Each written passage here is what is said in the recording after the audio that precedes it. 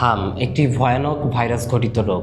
ভাইরাসটি প্রথমে শ্বাসনালীতে সংক্রামিত হয়ে রক্তের মাধ্যমে সারা শরীরে ছড়িয়ে পড়ে।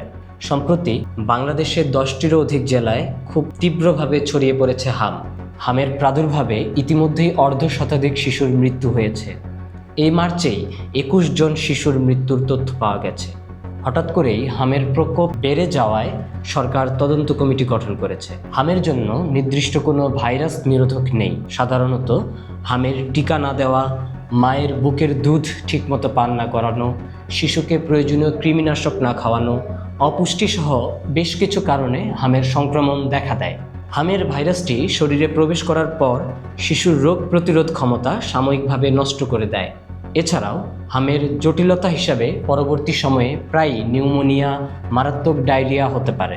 আক্রান্ত শিশুর শরীরে ভিটামিন এ এর মজুদ বাজেভাবে কমে যায়, ফলে শিশুর চোখের পানি কমে যায় এবং এ থেকে রাতকানা থেকে শুরু করে অন্ধত্ব পর্যন্ত হতে পারে।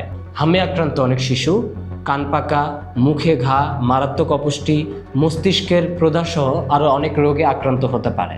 এক্ষেত্রে অভিভাবকদের উচিত শিশুর জ্বর এবং শরীরের র্যাশ দেখা মাত্র, হাম হোক বা না হোক, চিকিৎসকের পরামর্শ নেওয়া।